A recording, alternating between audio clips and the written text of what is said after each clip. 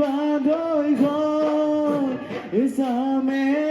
পাত সদাতে হৈ বান্ধৈ ঘৰ আজি বিহু তলি ধূপেটা বাজিছে বিহু বিহু লাগিছে